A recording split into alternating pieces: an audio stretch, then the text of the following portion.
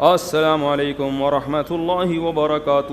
وعلیکم السلام ورحمۃ اللہ وبرکاتہ۔ مفتی صاحب کاروبار کے لیے کوئی وظیفہ بتا دیں، کام کے لیے اور اپنے مکان کے لیے بھی۔ اپنا مکان بنانا کوئی ضروری نہیں ہے، میرا اپنا ذاتی مکان نہیں ہے، تم مجھ سے وظیفے مانگ رہے ہو۔ کرائے پہ رہو، مزے اڑاؤ، اور کیا۔ اپنا مکان تو بے وقوف لوگ بناتے ہیں بہت پیسہ دے دیا اللہ نے اضافی، تو پھر بنا لو، ادھر ادھر ضائع ہو جائے گا، چلو اپنا مکان بنا لو، ورنہ مکان پہ بے وقوف لوگوں کا کام ہے یار۔ مجھے سب سے زیادہ ضرورت ہے اپنے مکان کی، کیونکہ میرے تو بچے بھی ماشاء اللہ ہول سیل کے حساب سے، اور گھر بھی، تو مجھے ضرورت نہیں، مسافر خانہ ہے یار۔ آپ کہہ سکتے ہو بچے کہاں جائیں گے پھر، آپ مر گئے تو یہ تو کرایہ کون، تمہارا باپ دے گا؟ یہ کراچی میں تو ہر بات میں باپ کو لے جاتے ہیں بیچ میں۔ تو بھائی اللہ نے اضافی پیسہ دیا تو کوئی پراپرٹی بنا کے چھوڑ جاؤ، وہ بیچ کے کر لیں گے کچھ۔ کہ مگر کرائے پہ رہنے کا جو مزہ ہے وہ اپنے مکان میں مزہ نہیں ہے۔ کرائے میں رہنے کا مزہ ہے کہ واٹ لگاؤ اس کے مکان کی، حقیقت ہے۔ اپنے مکان کا نلکا بھی ٹوٹتا ہے نا، غم ہوتا ہے۔ مالک مکان نے کروڑوں روپے لگا کے گھر بنایا، تم تھوڑا سا کرایہ دے کے اس میں انجوائے کرو، ٹھیک ہے نا۔ کئی سال کرایہ دیتے رہو گے، اس کے کروڑوں روپے پورے نہیں ہوں گے، اور تمہاری ایج پوری ہو جائے گی اور تم قبر میں چلے جاؤ گے۔ پھر تم بولو گے خام خامے میں نے کروڑوں روپے لگا کے اپنا ذاتی مکان میں خرچ کیا، مجھے کیا پتا تھا اتنے تھوڑے سے دن رہنا ہے۔ تو ہم تو جب بھی گھر میں جاتے ہیں ہم یہی سوچتے ہیں پتہ نہیں کل صبح اٹھیں کہ نہ اٹھیں۔ کیا خیال ہے بھائی، زندہ رہیں کہ نہ رہیں؟ ابے ان دیواروں سے کیا دل لگانا ہے یار، کیا دل لگانا ہے اینٹوں سے؟ میری اینٹ ہے، میری ٹائل ہے، بھاڑ میں جائے تیری اینٹ۔ زندگی ہے کتنی تھوڑی، بہت زیادہ جی لیے 80 سال نکال لیں گے۔ بول تو پراٹھے جس اسپیڈ سے ہم کھا رہے ہیں مجھے نہیں لگتا میں 80 سال تک رہوں گا، صحیح ہے نا۔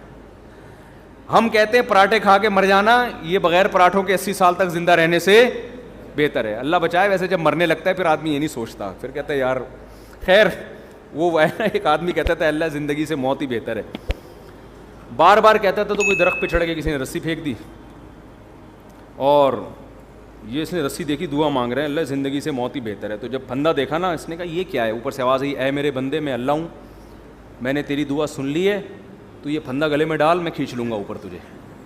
تو کہتے ہیں اللہ یہاں تو کوئی مذاق بھی نہیں کر سکتا۔ تو بہرحال زندگی کا کوئی بھروسہ، بہت جی لی 80 سال جی لیں گے تو 80 میں کتنا ٹائم رہ گیا، ایسے ٹھک ٹھک ٹھک ٹھک کر کے ٹائم گزرتا ہے، اور وہ بھی بہت ہی مشکل ہے۔ اگلے سال کا بھروسہ نہیں ہے یار۔ تو کیا میرا مکان، میری گاڑی، میری سے بیوی ہونی چاہیے آدمی کی، اس میں آدمی غیرت کا تقاضا یہ ہے کہ اس میں یہ باتیں نہ کرے۔ باقی مکان مالک کا ہو، رہے گا کون؟ ہم رہیں گے۔ یہ تو فائدہ ہے نا، پیسہ اس کمبخت نے لگایا بے وقوف نے، رہ کون رہا ہے؟ مزے آپ اڑا رہے ہو، صحیح ہے نا۔ اور کرایہ دار دیکھو مالک مکان کے گھر کی جو واٹ لگاتے ہیں، اس کا اپنا مزہ لگانی نہیں چاہیے لیکن وہ ساری ریپیئرنگ وہ کر رہا ہوتا ہے آخر میں۔ اور پھر لوگ کہتے ہیں وہ نکال دے گا تو کہاں جائیں گے؟ کوئی بات نہیں، اگلی گلی میں چلے جاؤ، وہ بھی مسافر خانہ، یہ والی گلی، وہ والی بھی، وہاں سے بھی لاش اٹھے گی ایک دن جنازہ، وہاں سے بھی۔ بلکہ کرائے کے گھر میں اور آسانی ہے کہ جہاں چاہو رہو۔ اب دیکھو میرے پاس آپشن ہے، میں لاہور میں جا کے رہوں، کہ میں فیصل آباد میں جا کے رہوں، کہ میں اسلام آباد میں جا کے رہوں، میرے پاس آپشن ہے۔ جن کا ذاتی گھر ہے ان کو تو بیچنے میں اتنا ٹائم لگے گا۔ ہم نے ادھر نوٹس دیا بھائی ہم جا رہے ہیں، اور پتلی گلی سے نکل لو، مسافر خانہ ہے، چلتے پھرتے ہی مر جاؤ گے بھائی۔ تو کہیں بھی ہمارا اسٹے نہیں ہے، یہ رہنے کی جگہ بے وقوفوں کے رہنے کی جگہ ہے۔ جو دنیا کا پرلے درجے کا انٹرنیشنل بے وقوف ہے، گدھا ہے، وہ اس دنیا کو سمجھتا ہے کہ رہنے کی جگہ، جس میں تھوڑی سی سینس ہے نا، پی کے نہیں آیا ہے، اس کو پتہ ہے یہ رہنے کی جگہ نہیں ہے، دل لگانے کی جگہ نہیں ہے۔ یہ بے وقوف اور گدھے ہیں جو ان اینٹوں سے دل لگاتے ہیں۔ پھر بھی میں کہتا ہوں بہت پیسہ ہے تو بنا لو، ایسا نہ ہو جن کا بنا ہوا گھر ہے وہ پھر کہیں کہ ہمیں بے وقوف کہہ دیا مفتی صاحب نے۔ ان کے بارے میں تعویل کرتا ہوں کہ ان کے پاس اتنا پیسہ تھا کہ انہوں نے کھا بھی لیا، پی بھی لیا، شادیاں بھی ہو گئیں، بچے بھی ہو گئے، اب ان کو سمجھ میں نہیں آ رہا ہے، انہوں نے کہا چلو گھر بنا لیتے ہیں، اس کا فائدہ یہ ہوگا کہ بچوں کے کام آ جائے گا پراپرٹی۔ حدیث میں یہ ترغیب ہے کہ اگر اللہ نے آپ کو پیسہ دیا، نہیں دیا تو ٹینشن نہ لو، اللہ پہ توکل کرو، اللہ نے آپ کو کھلایا، بچوں کو بھی کھلائے گا۔ لیکن صحیح حدیث ہے، اگر اللہ نے پیسہ دیا ہے تو پھر حدیث میں ترغیب ہے بچوں کے لیے چھوڑ کے جاؤ، بچوں کو لاوارث مت کرو۔ تو کچھ اتنا تھوڑا بہت بچا لیں بچوں کے لیے، اس کا طریقہ ہے پلاٹ لے کے ڈال دیں، سمجھتے ہو؟ پلاٹ لے کے ڈال دیں، اس کی قیمت زیادہ تیزی سے بڑھتی ہے، جب آپ مریں گے تو وہ بہت اوپر جا چکا ہوگا، بچوں کے کام آ جائے گا۔ تو ورنہ بعض دفعہ ایسا ہوتا ہے کہ بچے رل رہے ہوتے ہیں، پاؤں میں پہننے کی چپل نہیں ہوتی ان کے پاس، تو اگر اللہ نے مال دیا ہے تو پھر بچوں کے لیے کچھ آپ کو بنا کے جانا پڑے گا، سمجھتے ہو؟ تو اس نیت سے کوئی کر لے تو ٹھیک ہے. یہ پتہ نہیں کہاں سے بات آئی تھی, یہ سوال پوچھا کیا تھا, ہم نکل کدھر کو لیے ہیں.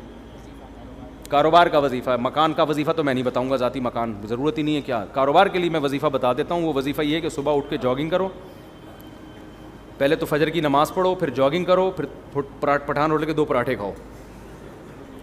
اس سے آپ کو ملے گی موٹیویشن.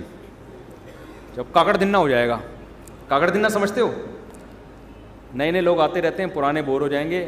دیکھو قوالی جب شروع ہوتی تھی نا, شروع میں آرام آرام سے چلتا ہے, قوالی میں آرام آرام سے چلتا ہے نا, ایک ہی سر میں ہوتے ہوتے پھر کاکڑ دنہ ایک دم جوش میں آتا ہے. تو کاکڑ دنہ کا مطلب یہ ہوتا ہے ایک دم ہٹو بچوں کام ہو جائے اور ایک دم طبیعت میں جوش آ جائے. تو صبح فجر کی نماز پڑھو, پھر اس کے بعد کرو طبیعت سے جاگنگ, خوب پسینہ نکالو. پراٹھے نہیں کھاؤ, جو مرضی کھانا ہے کھا لو. اس تو ہو جائے گا, کیا ہو جائے گا, کاکڑ دنہ. آپ کی اسپیڈ بڑھ جائے گی. پھر آپ پلاننگ کرو میں نے کرنا کیا ہے, اور تہجد میں 2 رکعت پڑھ کے اللہ سے دعا بھی مانگ لو کہ اللہ مجھے رزق دے. حدیث میں آتا ہے اللہ تعالیٰ رات کے آخری حصے میں آسمان دنیا پہ آ کے کہتے ہیں حل میں مسترزقن ارزق لا, کوئی ہے روزی طلب کرنے والا, میں اس کو روزی دوں. تو وظیفوں میں ٹائم ضائع کرنے کے بجائے اس وقت 2 رکعت پڑھ کے اللہ سے کیا مانگ لو, روزی مانگ لو. ہمارے یہاں کیا کرتے ہیں, میں کسی کو بتاتا ہوں نا تہجد میں 2 رکعت پڑھ کے اللہ سے روزی مانگ لے, وہ تہجد میں 2 رکعت پڑھنے کے لیے اٹھتا ہے, اس کے بعد پھر سوتا ہے, 1 بجے اٹھتا ہے پھر وہ. تو اللہ کیا کہے گا, مانگ تو روزی رہا ہے, کام سارے نحوست والے کر رہا ہے. روزی کو دھکا دینے والی بات ہے نا. جو 1 بجے سو کے اٹھے گا, اور کراچی میں 2 بجے کسی کو فون کرتا ہوں, کہتے ہیں میں ناشتہ کر کے آ رہا ہوں, دوپہر 2 بجے میں کیا کر کے آ رہا ہوں, ناشتہ کر کے آ رہا ہوں. تو کاروبار گیا کہاں, تیل لینے. آپ کہہ سکتے ہو کہ میں فجر کے بعد جاگنگ کر کے رات کو تہجد میں 2 رکعت پڑھ کے اللہ سے دعا مانگوں گا, پھر فجر کے بعد جاگنگ کروں گا, پھر آپ کے مشورے پر 2 پراٹھے کھاؤں گا. اور کاکڑ دنہ 2 پراٹھے, یہ ویسے ہی کہہ رہا ہوں میں, مزہ آتا ہے کہنے میں یار, پتہ نہیں کیوں پراٹھے میں. باقی آپ جو مرضی کھاؤ, پراٹھے تو نقصان دیتے ہیں لیکن جو مرضی کھاؤ. اس کے بعد پھر میں جب یہ سارے کام کروں گا, میں دکان جاؤں گا تو میرے علاوہ کوئی بندہ شاپ پہ